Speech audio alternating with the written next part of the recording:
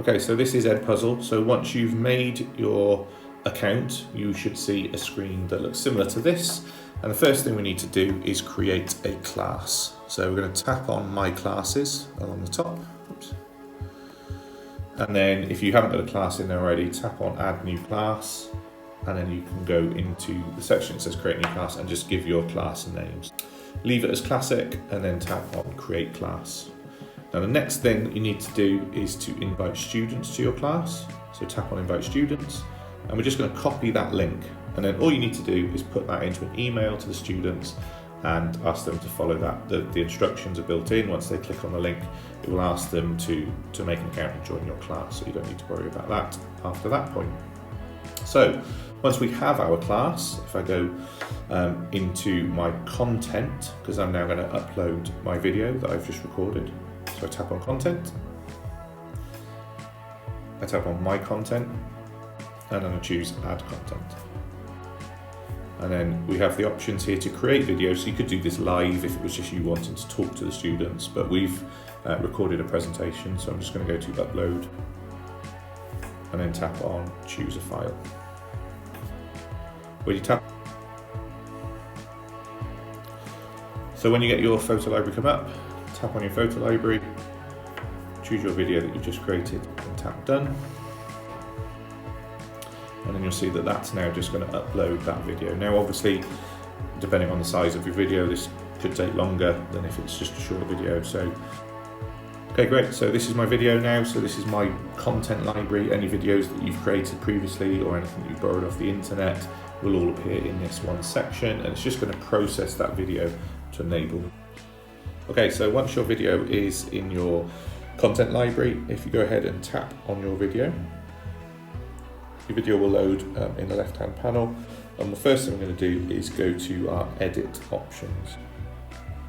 Now we can cut this video, so we can put it into sections if you really want to, depending on the length of your video, or if you need to take any of the elements out because you've stumbled over words or anything like that. But hopefully you've done it all in one take. We're going to tap on the questions box along the top, and then this is when we can start to add in our questions. So the process would be, if you start to play video, so we are going to just take a look at how you start talking recording on your iPad if you haven't already got it set up. So the first thing you need to do is find Settings. I'm going to pause our video at any point where you need to pause it, and then you choose which type of question you're going to add in. So you can do multiple choice if you just wanted to work it that way. You could just add notes, so a section where students can just sort of add in their thoughts about something. But an open-ended question helps you pose the critical thinking element that you want them to have.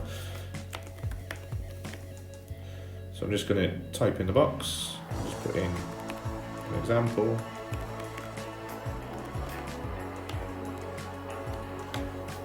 And then I'm going to tap Save.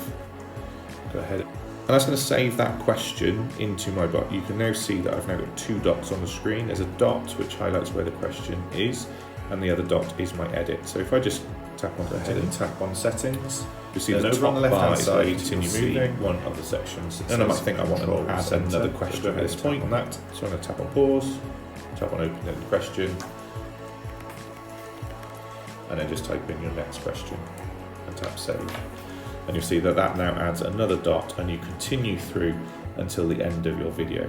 So let's imagine we've now got to the very end of the video. I'm going to tap Finish. Now we can see my video here ready to go with the dots on the screen to represent where the questions come in, and then I just need to assign that to the students. So I tap on Assign, I choose the class it's going to go into. It's going to assign it to all of the students in the class. I choose the due date on the side over here. So let's say that it's, I'm going to set it today, but they've got a week to complete it. And then the next button to look at is the one that says Prevent Skipping. That's important to leave that on, because it means that the students then have to follow your video all the way through to the end. So I then tap Assign, and that's now assigned that video to those students.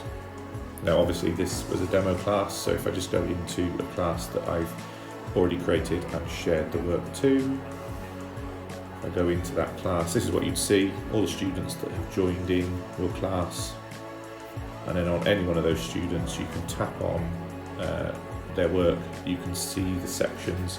The number of times the students have watched each section is quite interesting. The students that are more reflective than others will go back over things, and you can see their responses to your questions as well. Now, I'm not saying you have to mark their question, but it's useful to give some feedback to students, even if it is just to show that you've watched, you've seen that they've done it, by just tapping tick to say that they've done it. And then you just tap on the next student to go through. And there we go, it's simple as that.